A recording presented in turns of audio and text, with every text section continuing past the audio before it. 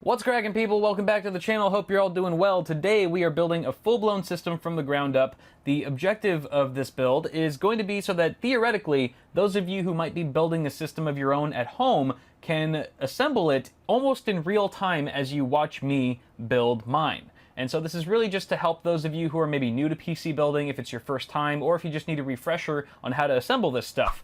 So hopefully that makes sense, and it's going to be a lengthier video because of that. It's just more of a casual and relaxed environment to teach users or new users how to build a PC. I will say that even if you're not building a Ryzen system, so I'm building an AMD Ryzen PC, even if you're building an Intel-based computer, you can still apply 95% of what I'm going to be doing today to your system. It doesn't really matter. The only real differences are the CPU installation, which is a breeze on either platform, and CPU cooler installation, which in itself can vary greatly even on the same platform depending on which manufacturer of cooler you're going with. So that being said, ladies and gentlemen, am I just building this computer just for you guys? No, of course not. This is actually going to be my cousin's gaming PC that I helped him assemble, or that I helped him pick out the parts for. I actually did a video, you can go ahead and check that out, where I sort of make a parts list, and that parts list looks drastically different from the hardware you see before me, because I went back to the drawing board several times and was like, no, that doesn't make sense. That's stupid. So I've swapped it out from, it was originally going to be an Intel system, and now it's AMD Ryzen. What do you know? It just seemed to make more sense with his budget and stuff. For those of you curious, the build we're looking at today is around $1,200 MSRP, you know, give or take $100 or so, depending on the prices, how they fluctuate all the time and stuff. But let's go ahead and go over the parts, shall we? One by one. I'm going to do it really quick because we've got a lot of building to do right afterwards. So first off, our CPU of the hour is the Ryzen 5 1600. It's a 6-core, 12-thread part.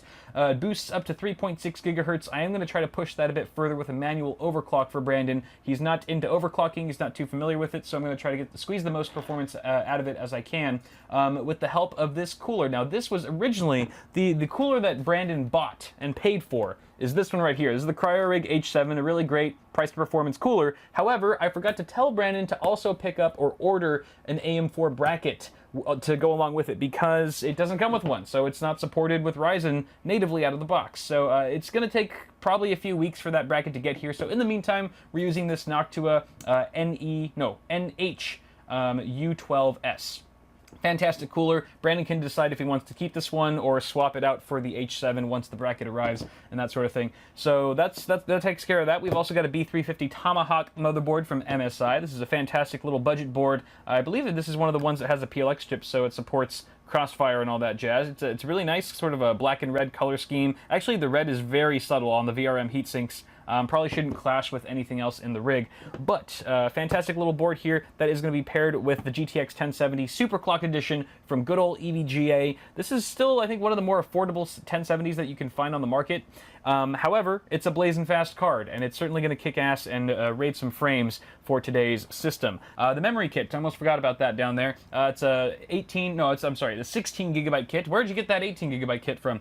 16 gig kit of G.Skill Ripjaws 5, DDR4 at 3000 megahertz. I am also going to try to overclock that to 3200, as that does help Ryzen in gaming performance some. Hopefully the B350 Tomahawk here is able to handle that. Our storage configuration consists of 2 drives, the first of which being a 250 gig WD Blue. That's actually an SSD, not a mechanical hard drive like you might have thought at first. Yeah, WD makes freaking SSDs now, and they actually call them the same name as their mechanical drives, which is super confusing. But nonetheless, this should be a pretty sweet SSD. I've never used it before personally or tested it, so hopefully it works and it's fast enough. And we've got a 1 terabyte WD Black mechanical hard drive for his for all the games and stuff. Obviously, the heavy storage needs media, that sort of thing. I should mention that we are installing Windows 10 64-bit on that SSD as well. We've got the Seasonic G-Series 650 watt power supply. This is a modular unit and 80 plus gold certified, yo. So incredibly power efficient.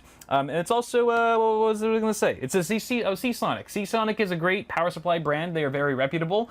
So hopefully this one will handle this this particular system just fine. And then finally, our case of the hour is the NZXT S340 Elite in white. I gave Brandon a couple options. He really wanted a a white case, so I gave him this one along with like 3 or 4 other popular white cases, and this is the one he came out with. Was like, this is the one, this one right here, and I completely agree. I love this case myself. I've built a couple systems in it already. It's got a beautiful tempered glass side panel. It's got radiator support at the front in case he wants to upgrade the cooling solution later down the line, and it's just a really nice chassis for not too much money. And then finally, just to give ourselves a little bit of an aesthetic bump for the rig, I have included some Fantex white sleeved extension cables to make things look nice and pretty. Oh, there's one more thing. As a thank you to Brandon for letting me build his rig and film it on the channel, I am throwing in, free of charge, an NZXT Hue Plus RGB LED unit, which is probably the biggest, baddest, most awesome RGB accessory you can add to a system here in 2017. So that's going to definitely spice things up and add some bling. Definitely going to give us a bling factor for today's build. But those are all the parts, ladies and gentlemen. So I'm done rambling. I'm going to go ahead and start building. So if you guys, those of you who are building your own systems at home right now, what I'm going to suggest is that you grab your CPU, aka your desktop processor, and your main board or your motherboard, because that's generally where I like to start in a given build. So let's start there. All right, y'all. So you can see that I've taken the CPU somewhat out of its packaging. You want to make sure not to touch it unless you absolutely have to. So it's still sort of in a little box for now. But I've also removed the motherboard from its anti-static sleeve. And you'll notice that there's a bunch of other stuff on this table. I'm going to go over everything. But when you take your motherboard out of its box, you want to also take out a few important accessories along with it so that they're just on hand when you're ready for them. The first of which is your motherboard I/O shield, and we're going to see what this exactly is for in just a bit, as well as your SATA cables. I would take out a number of SATA cables equivalent to the number of 2.5-inch or 3.5-inch drives that you'll be connecting to your system. So in our instance, we've got 2 drives, one SSD and one mechanical hard drive. So I've actually pulled out all 4 of the cables since they come connected. But you can take those out as well. And then your motherboard manual. So this is the Tomahawk manual. You might need to consult it at some point. And then the other stuff on here, these are just sort of like tools that I use when building a computer. The only one you absolutely need, well, let me get the CPU out of here. That's not a tool, really. So we've got the one you really need is a screwdriver. You need a Phillips head screwdriver. This is a number 2 Phillips head screwdriver. Any sort of length will do, but I generally prefer a slightly longer one. Woohoo! Just makes it a little bit easy when screwing in screws and stuff. But magnetic tip also helps a lot. Not required, but definitely appreciated. Makes things a bit easier. And then we've also got some cable management accessories here. So zip ties. Generally, there's at least one or 2 components in your build that will come with zip ties, but they're usually very few of them, and they're not like the right length, or they're too cheap and stuff like that. So I have my own on hand. Again, this is not necessary, just kind of creates a cleaner build for the cable management part. And then I've got some Velcro ties in case I need them. And then, of course, some wire cutters to cut the zip ties and stuff. A pair of scissors also works just as fine. Don't use a knife, that can be dangerous. So those are the things that we are going to be using for this build. And on that note, we can actually install our CPU. All right, so here's a close-up look at our CPU socket. And this is basically where the CPU gets physically mounted or inserted on the motherboard. And this one in particular is the AM4 socket. AM4 is only compatible with AMD Ryzen CPUs, at least at the time of filming. So don't bother putting in a non-Ryzen AMD chip or an Intel chip, God forbid. Bad things will happen if you do. So just stick to Ryzen for AM4 and you'll be good to go. So if you are building an Intel rig right now, I would suggest going to some sort of tutorial. Maybe I'll link one. I'll put a card somewhere if I can find a good tutorial on how to do that on the Intel platform. But for ZIF sockets for Ryzen, it's really quite simple. All you do is lift up this bar here. There's a little bar that's got a little latch. You kind of got to push it to the side a little bit and then lift it up like so. And then get your CPU out. I will remind you guys not to leave any fingerprints on your CPU, particularly on the top. You don't want to touch this top heat spreader here. That's a no-no. You want to grab it from the sides. So here's the CPU. All right, you can grab the edges. Edges are fine. Also, do not touch the golden contacts, the golden pins, I should say, on the bottom. All right, that's a no-no as well. That's very important. You want to keep that as clean as possible. The way you want to do this now is you want to take note of the golden triangle. There's a golden triangle on one of the corners of the CPU. And you want to match that with the small, tiny-ass triangle in the corner of the socket. You can see there's a tiny little corner, or I'm sorry, yeah, a little arrow right in the corner there. That's going to match up with the gold arrow on your CPU.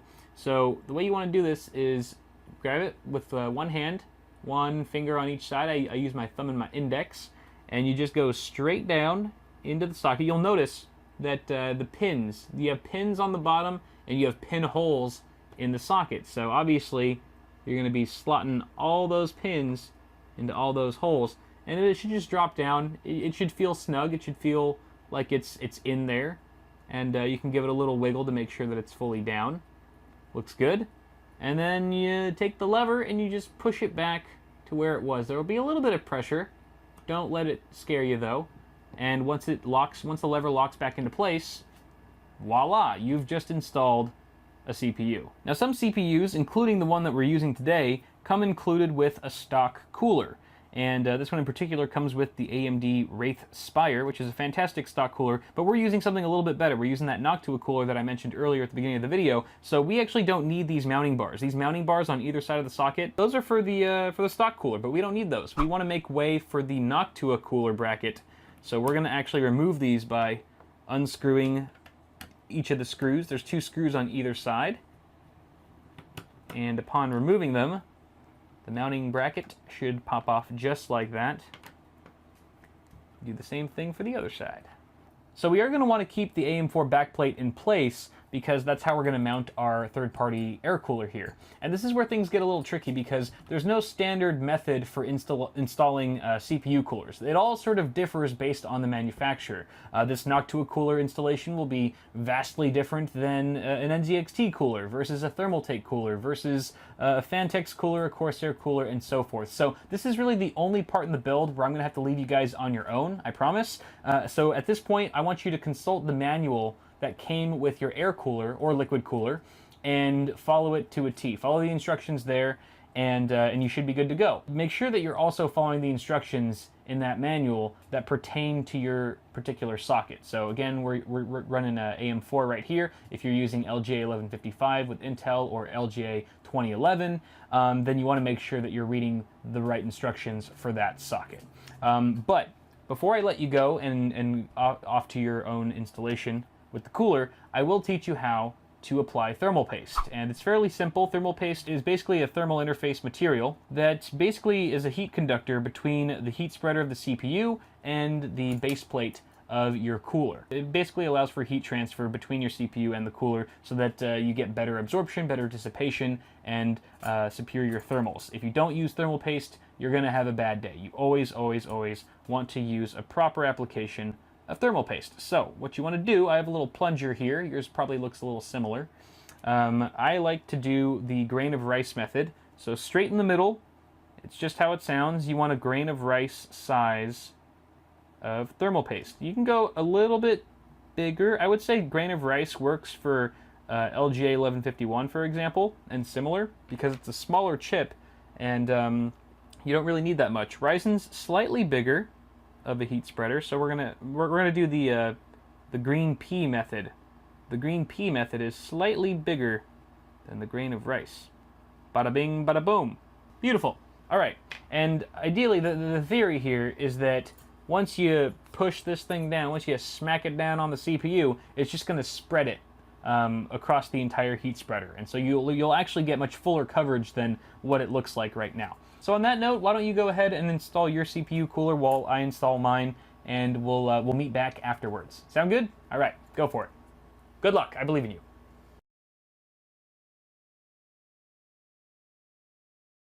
All right, moving on to the memory. So installing the memory is one of the easier parts about building a PC, but there are a couple things to be aware of. The first of which is that you have these 4 DIMM slots. At least on this motherboard, there are 4 DIMM slots that you would actually populate, and they can actually be covered or blocked if you have too big of an air CPU cooler. Now this one is fairly slim, so we're not running into any clearance issues, but you might have one that's too large and kind of encroaching on these leftmost DIMM slots, and that could be an issue. Hopefully, if yours is only encroached because there's a fan on the side, you should be able to pop the fan off, and it'll give you more open access to those DIMM slots, and then you can go ahead and install your memory modules.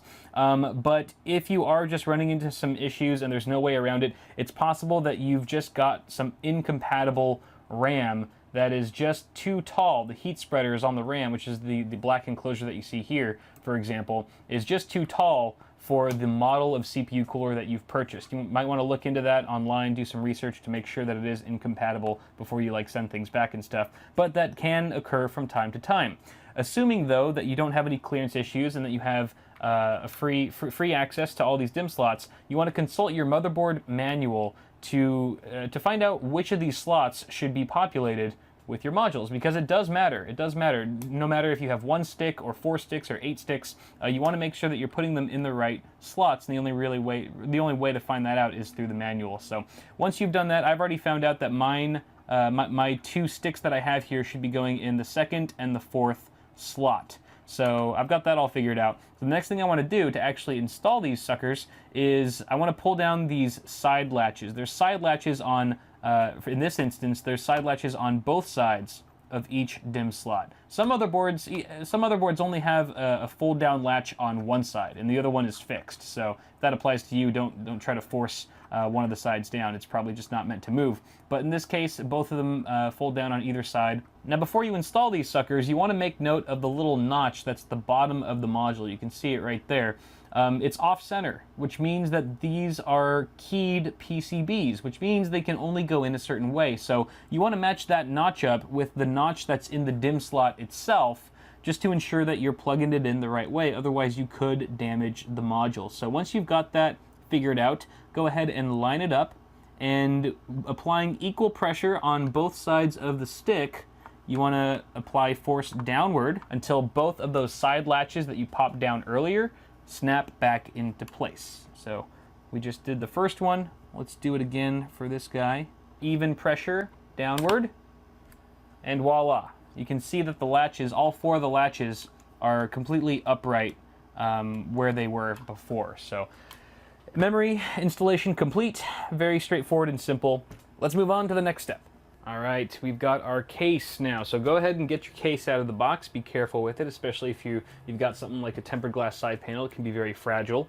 And what we need to do is sort of prep our case so that we can fit our now prepped motherboard snugly inside of it. So I'm going to go ahead and take off this side panel. Now, if you guys have a more conventional side panel that's not tempered glass, you probably don't have these 4 thumb screws directly on the side. You probably have 2 thumb screws on the back or something similar, depending on the case. So go ahead and remove the side panel carefully. Be especially careful. I mean, whether or not you have tempered glass, you should still be careful if you have like an acrylic side panel window or something like that, because they can scratch very easily. I would advise leaving the plastic wrap on the side panel window until you're absolutely done, 100% complete with the build. I know it's tempting. I know it's tempting to peel it off the second you see it and go, ooh, ah. But trust me, you'll thank me later. It's not worth it. Now I'm also going to remove the back side panel, and you guys should too, just in case you find any accessories back there. A lot of times case vendors like to put the accessories inside of the case. They like to hide them either in the drive cage or in the power supply shroud somewhere. So go ahead and take your accessories out. You will be needing them very soon. In fact, right now. Let's go ahead and put the case on its side so that the main side is facing up and the back side is facing down. Boom. And here's where you want to bust out your motherboard I/O shield that I told you to remove from your motherboard box earlier. Take it out of the plastic wrapping, like so. It's like an ASMR video now. And you want to make sure that you line this up properly. Generally, the shiny side, if there's a shiny side, is going to face inside, inward of your case. And the really nice outside, or the really nice part is going to be outside, obviously, because you can see it. And the way this goes, so you already know it's going to go either this way or this way, right? With the shiny side inside. Now it's just a matter of which way does that go. You can just line it up with your motherboard, or I can just tell you a rule of thumb, where you see the little circles, all the little audio circles, that's going to go on the bottom, towards the bottom of the case. That's pretty much the best way to tell. And then just go ahead and pop it in. This can be a little tricky. It's hard to know once you pop this in, and it's sort of, you have to kind of do it by feel and by sound. So you hear that? That was part of it popping in. And you want to just double check. You have to look really closely to make sure that the entire perimeter of your I/O shield is flush. So you just want to double check, push it firmly around the edges, make sure it's all good in there. All right, now before you get too excited and go about installing your motherboard, there's a couple things to mention here. First of which, if you are using an air CPU cooler tower sort of thing, like I am right here, then this doesn't really apply to you. But for those of you using liquid-cooled AIOs of any kind that have radiators and things like that, you want to make a note of whether or not it makes sense to install your motherboard first before you install your radiator. It can kind of depend.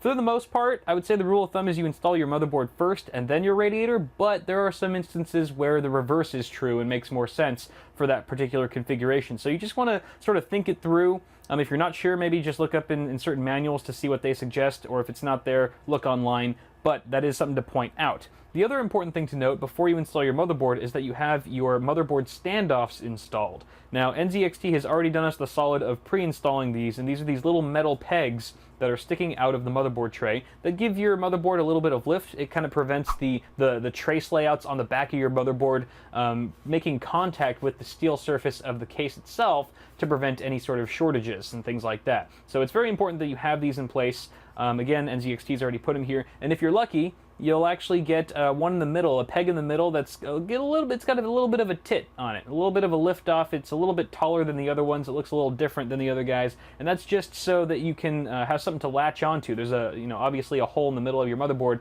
that will latch onto that middle peg when you're putting it into place, and just sort of lock it and freeze it so that it's easier to work with and more stable. It's not moving around and stuff. It's really nice to have one of those, but if you don't, no worries, you can still get by.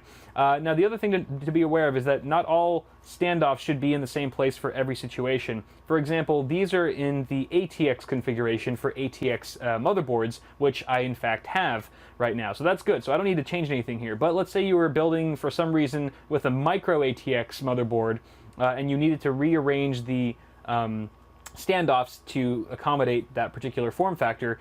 You can either look in your case manual, or if it's not there, it could be etched directly onto the motherboard tray, where here it says, micro ATX, ATX, ITX, and it gives you sort of a legend, and you can figure out where the standoffs go for that particular form factor board.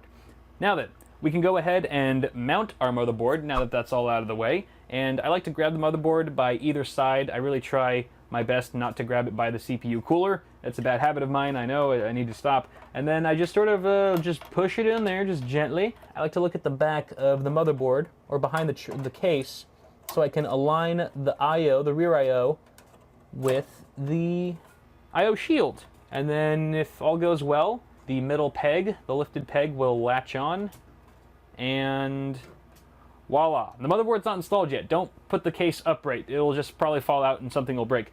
We still need to screw it down. So we've got some screws here. You're going to want to get the accessories out that came with your case, with your chassis, and then with your hopefully metallic tip screwdriver. This is where the metallic tip really comes in handy. You're just going to go ahead and screw those down. I should mention, when you're installing the standoffs underneath, you want to make sure to tighten them, but you don't want to over tighten them, because they can strip and then they'll just like do the infinite spin, and that's not good, because then these screws won't really go in at all. And then likewise, when you're screwing in these screws, you want to make them snug, but not too snug. Again, because you could strip them, and if you over tighten them, then removing them, when you remove them, you might actually pull out a standoff, or the standoff might come along with it, and that can be a pain sometimes to work around that. So you can expect with a standard ATX motherboard that you have to input about 8 or 9 of these screws. We only have to do 8 because the middle standoff is a raised one, but if yours is not raised and it looks like all the other ones, then you will have to put a 9th screw right there. And voila, now we can say our motherboard is properly installed. We can put the case up if we wanted to, which we're going to actually need to do now to install the power supply. All right, so I've got my power supply here, and sure enough, it is partially modular, which means you have some of the essentials that are just hardwired into the power supply, and the accessories, or the peripheral cables, if you will, are separate. So you could plug these in as you see fit, depending on what devices you want connected, which is really nice. Helps clean up cable management a bit, because you're only connecting the cables that you need instead of everything and trying to find a place for the ones that you aren't using. So I've kind of already figured out which ones I need. The ones that are connected are the standard essentials that most people will be using anyway, which is your 24-pin ATX. This goes to your motherboard directly, as does the 8-pin EPS. This is the CPU connector. And then we've also got one for PCI Express. This is for your video card. We've actually got two 8-pin connectors. These are 6+2 pin design. You can see that they kind of split off, and this is going to be plenty for our video card, so we don't need to add additional PCIe cables to this guy. What we do need are our peripheral cables. So we need some SATA cables here, both for our two drives. We do have an SSD and a mechanical hard drive that are SATA.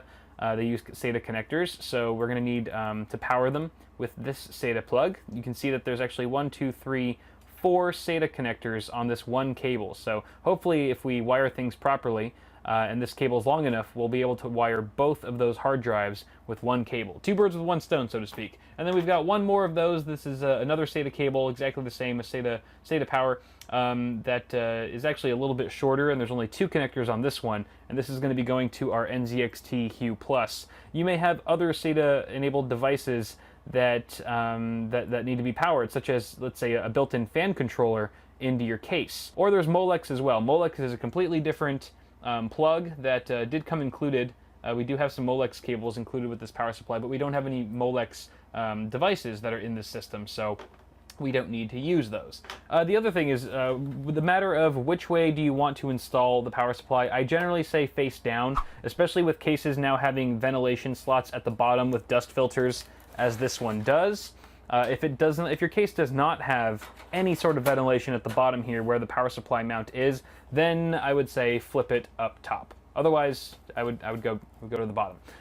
Now, this is a bit of a unique layout. Actually, there's plenty of cases that do this, but the S340 Elite actually has this bracket on the back with removable thumb screws, which you still, for some reason, need a screwdriver to remove.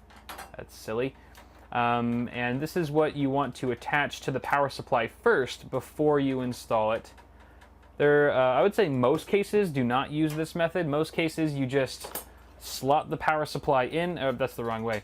You would just put the power supply in, and then you would just directly screw in 4 screws into the existing holes. But this is a little bit different. NZXT is getting all clever with it, so I'm going to get my power supply screws that came included with the case. I think you might also get some screws that come with your power supply, but more often than not, they're going to come with your case. So we're just going to mount this guy on here.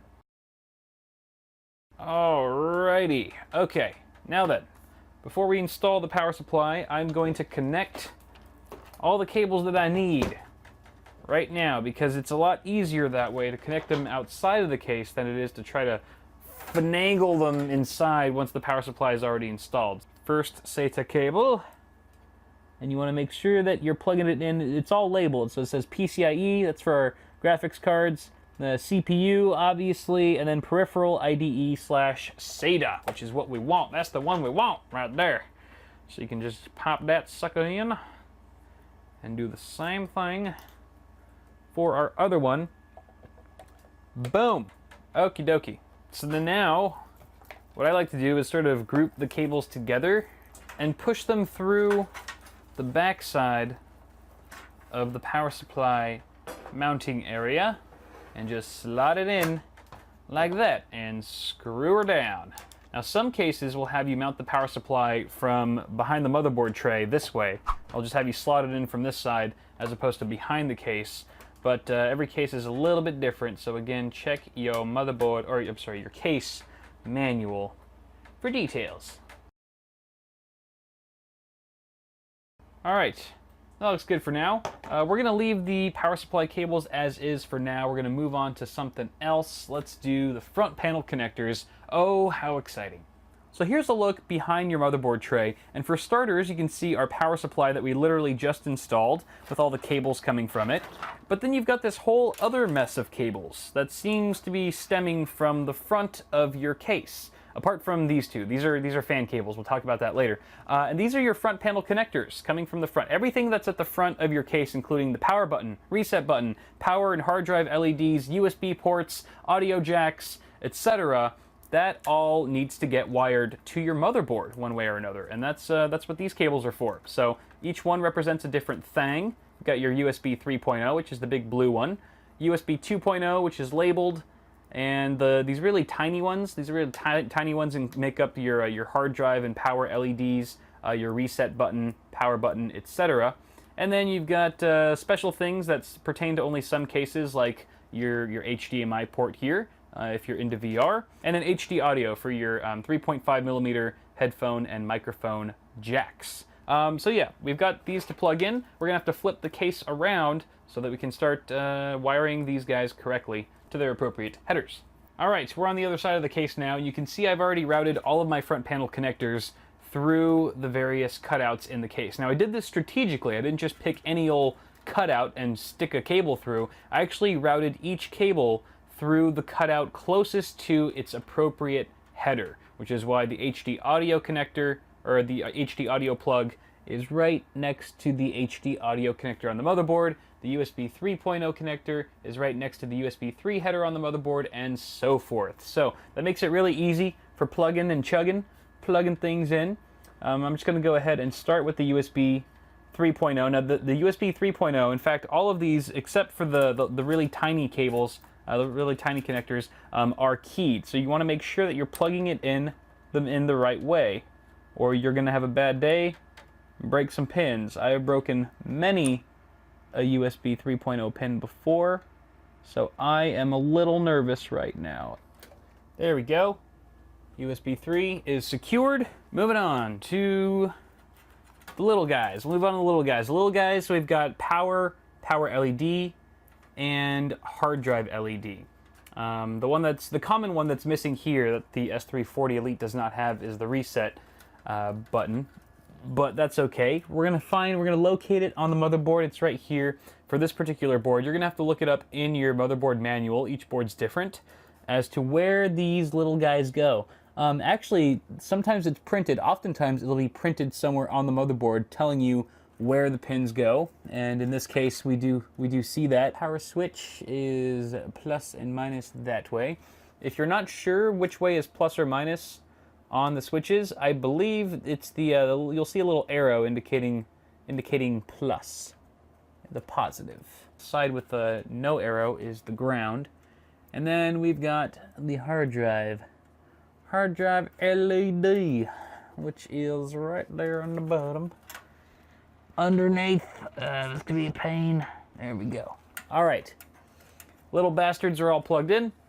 We can move on to our USB 2.0, which is right next door. This is also keyed, as I mentioned. And if one of these pins snaps off on any of these headers, you're pretty screwed. Oh, also, by the way, for the USB 3.0, I should have mentioned this earlier, I'm sorry. If your motherboard has two of those ports, it looks like you could plug it in either or. See how this one also has a USB 3 port down there? They are effectively identical, so it really doesn't matter which one you plug it into, just whichever one is more convenient or what have you. And then this is the HD audio. There she blows. There she blows. Front panel connectors are installed, ladies and gentlemen. Let's go ahead and do the fans next. I like to start with the little wires first, and then we can work our way up to the big kahunas, like our 24-pin ATX and PCIe after we install the video card and stuff. So, fans. All right. Fans, actually, we don't even have to cut right here. You'll notice that there are no fans at the front of the case, which is kind of odd, and that's by design because NZXT is expecting the user to install an AIO at the front of the case, which comes already with fans. So, Since we're not using an AIO, we're using a air cooler, not a liquid cooler, we are going to install 2 additional fans for my cousin. So I've got actually 2 NZXT fans. These are from my my other NZXT case. These are 120 millimeters. They're exactly identical as the existing fans in the case. So we're going to install them at the front as intakes. And to do that, we first have to pop off the front panel of this case. You just pull it like that. Not every case will have the front panel pop off so easily. Some of them have latches that need to be undone and so forth. So let's just install these guys. There's a little cable cut out here. Can you guys even see what I'm doing? Yeah, you can. Where my fan screws at. All right, we've got direct airflow now going straight to the CPU cooler and soon to be the video card, which we're going to pop right there. And now we shall route all of the fan cables to the various fan headers on the motherboard. We should first locate where those headers are. There's one here, there's one here, and we got two up here. And then the fifth one is actually being populated already by the CPU cooler here, this fan. So you want to approach wiring your fans the exact same way as you wired your front panel connectors. Route them through the cutout that makes the most sense nearest to the header you wish to plug them into. And generally, if you're dealing with a decent case, there'll be a cutout at the very top, a couple cutouts if you're lucky, which is perfect for these top mounted fan headers because they just kind of stay out of sight, out of mind. And this bottom one here, I think I'm going to connect the back fan because it seems the closest. Sorry, I know you guys can't see anything because my fat fingers are in the way. There's really no other way to do this though. Okie dokie, fans are plugged in. Next up, we are installing our hard drive. And this is a 3.5-inch drive, of course. We are going to install it in the only 3.5-inch drive cage in this case. And every case is a little bit different where the mounting points exactly are. Go ahead and consult your case manual for those specifications, and then once you know what you're doing, you can just pop in the drive, or there's different mounting solutions. Some of them have little like wing brackets that fold out the sides. Other ones you just screw them in like this. Heck yeah, going old school. You'll notice that there are 3 threads on either side of a 3.5-inch mechanical drive for the most part. You're going to want to screw all those down. Don't skimp. Don't think like, oh, I only need to put 2 in. No, put that third one in, because there are moving parts in a hard drive, yo. Those moving parts, like a needle and a platter and a little green man. There's a little green man in every hard drive. No, there's really not. And if your hard drive's not mounted properly and securely in your case, then all those moving parts can end up making lots of vibration and noise, which is quite unsettling. Make sure you do your job and screw them all in. Now, this is a unfortunate design. I should have thought to plug or screw this in earlier. There's only one screw hole here on this side. The case only gives you one screw hole.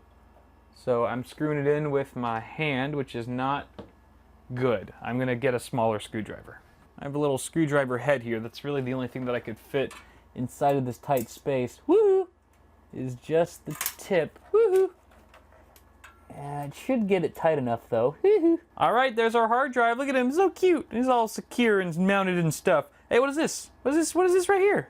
This looks awfully familiar. This almost looks like that one SATA cable that we had plugged into our power supply from earlier. Oh my lord, it is. And it is also, it's the same L shape. My goodness, so you want to line that up and just push it in. Just nice and easy. Oh yeah, right there.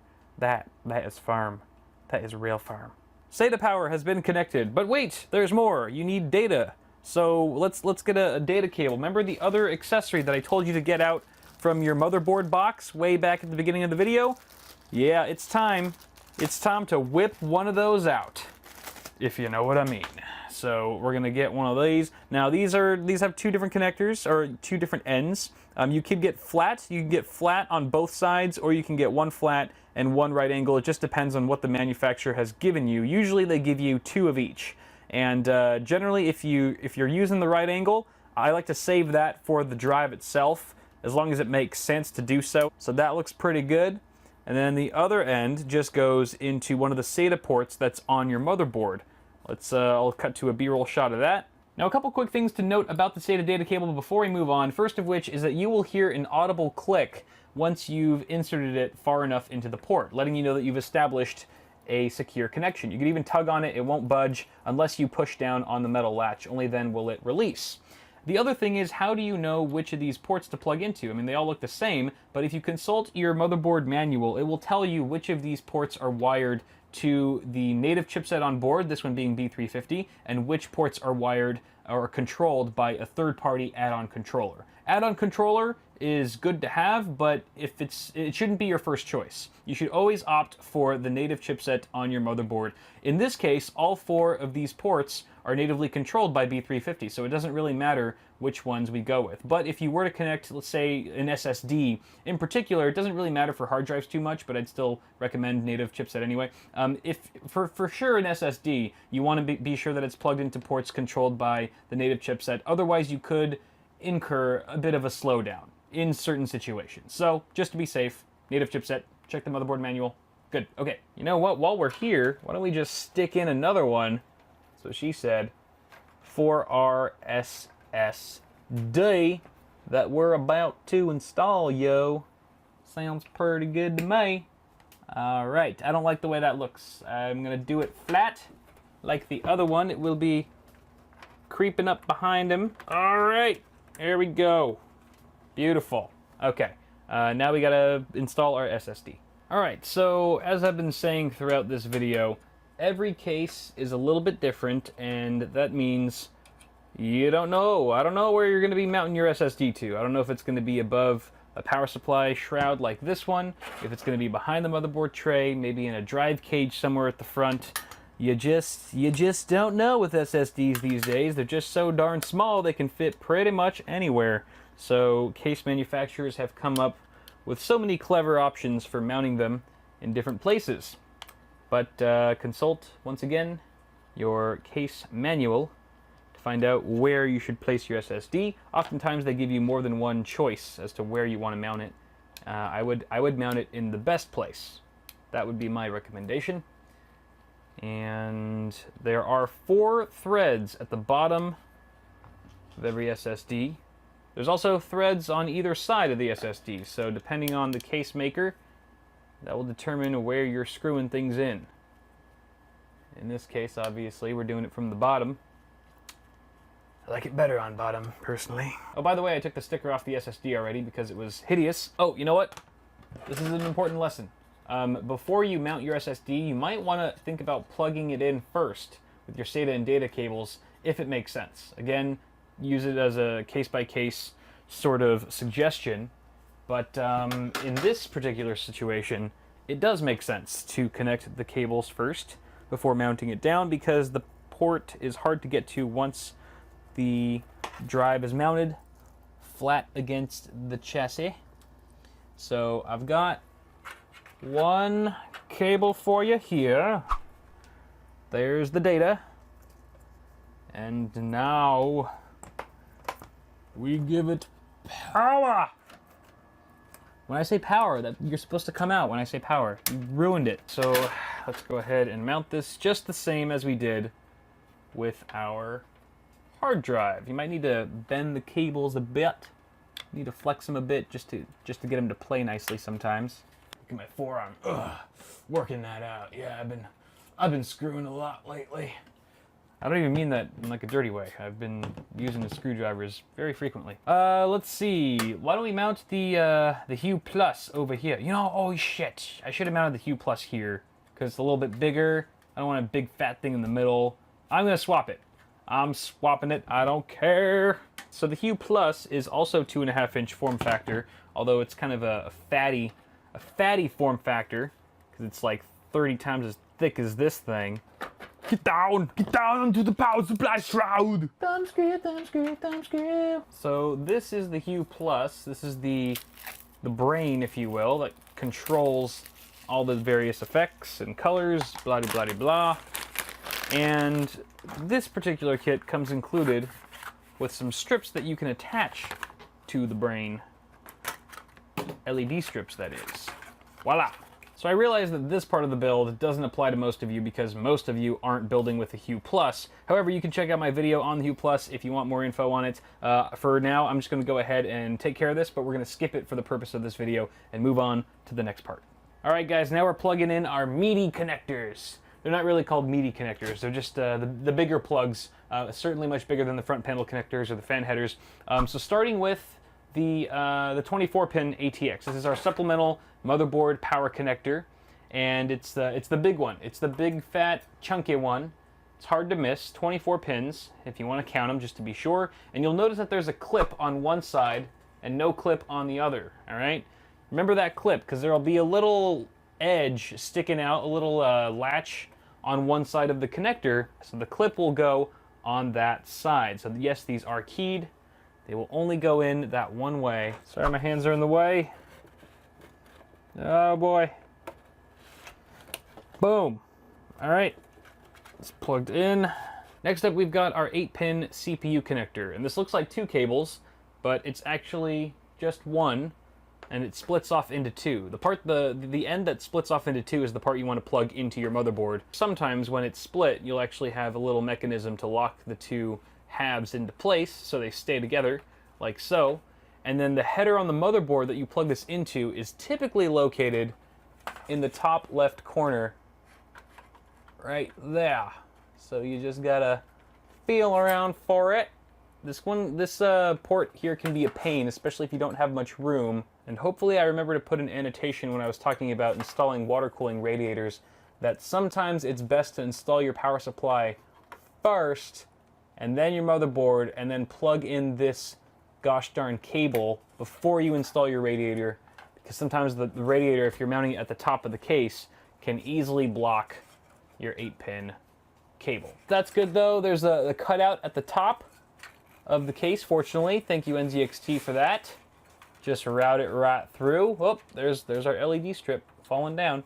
And then bam! Next up, we've got our PCIe extensions for our graphics card, but we don't have a graphics card installed yet, so we should do that first. All right, and moving on to our last component for today, which is the graphics card. Woo! We made it. Very exciting stuff, and this is a really straightforward installation. The first thing you want to do is consult your motherboard manual and find out which of these PCIe by 16 slots you should be populating. Typically, it's the top slot, but you want to check the manual just to be safe. And what you want to do first is lower the latch that's at the end of the slot you wish to populate. And then once you do that, actually kind of opens it up for access. And then you need to remove some expansion slots. And the number of expansion slots you need to remove depends on how wide your card slot width is. So this is a 2-slot card. You can see it's got 2 rows, 2 of these little rows here. You can look up the specs, the official specs on the manufacturer's website just to be safe. So you're going to remove, since we have a 2-slot card here, we need to remove 2 expansion slots. The first one being the one that's just adjacent to the slot itself. And then since we're going to need room below that, we have to remove the expansion slot beneath that first one. So very simple process here. You're going to want to undo the thumb screws. In the S340 Elite here, there's actually like a second panel, or there's like a big panel that you have to remove first in order to access the thumb screws. So I'm going to go ahead and do that first. Most cases don't have this, so that's one less little step you have to worry about. All right, so that panel's gone, and then you just remove the 2 thumb screws that you need to access their expansion slots there. Haha! Look at that. All right, beautiful. So now we have room for the video card. We're gonna go ahead and just hold it gently, and you want to just sort of line it up with the slot, and you'll see that there's actually a notch. You'll see there's a notch in the video card connector, and that should line up with a notch in the motherboard slot. And very much like your memory, you'll hear a nice click, a very satisfying and noticeable click. And then you just go ahead and screw the thumb screws back in. You want to make sure that they're fairly tight. You don't want to over tighten, but make them snug. Mount this plate back on. And finally, you want to connect your PCIe connector. Very, very similar in how we connected our 8-pin EPS CPU connector and our 24-pin. It is keyed. There's a clip on one side and also a latch on one side of the connector of the video card itself. You want to line those up. And if you're rocking a similar plug like this where it's a 6+2 design, then you want to make sure that those are sort of connected. There's a little bit of a ledge at the bottom, at the base of the plug itself, and you want to make sure that that is flush before you plug it in. If you do it all correctly, it'll go in like so. And then you want to route this obviously through the best possible grommet. You could route it through this right here, this sort of sidebar, at least for the S340, or it could go down below into the basement, but I kind of like it behind. It just makes it a little bit more discreet. It's all a matter of preference on how you like the look. Okay, and then obviously you always want to make sure that all the plastic wrap that comes on your fresh products is removed before operation. You don't want any of this stuff getting too hot. These computer parts can get really toasty. You don't want melted plastic in your rig. All right, I think that's good. I think we're good. I think on that note, we just got to take care of some cable management, which is on the back side, and we will be completely done with my cousin's PC. And hopefully you'll be done with yours too.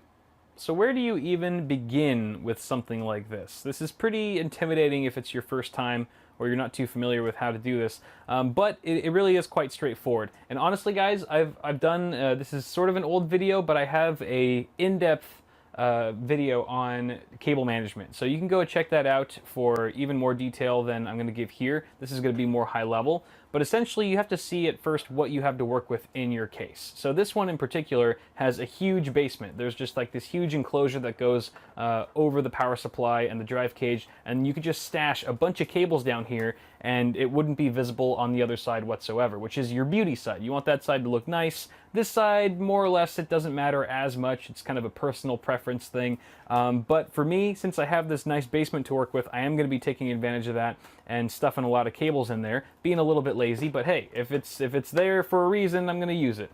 Now, for those of you who don't have a nice big basement to stash a bunch of cables in, you probably just have to do it the old school way and sort of tie down. You have to group together cables. All right, you have to find out what makes sense when you bunch them up. All right, which cables can be bunched together, and using zip ties in tandem with the tie down points that are around your motherboard tray, should you have them, is always a good idea. That keeps the cables really flat and up close against the motherboard tray so that you can fit your side panel on once you're all done. The other thing that this case has that not many do are these little cable clasps. This is not actually very common on most cases these days, but it is very handy. I'm going to be using these as well to aid in my cable quest. You obviously want to make sure to connect your extensions, all the extensions that you've used, to their appropriate cables coming from the power supply, otherwise your components won't work.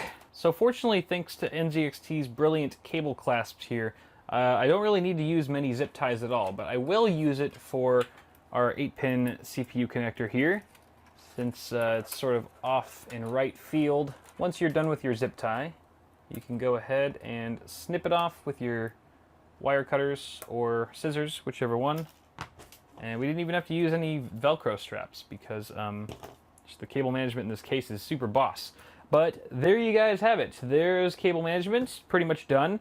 Again, like 90% of this was just shoving stuff into the basement, but hey, it works, and it's not too difficult to redo or rewire things or service it in there if we absolutely need to. But hey, holy crap, our build is done. That's a horrible angle. Let me go ahead and change things up for you so you can see what it looks like all powered on.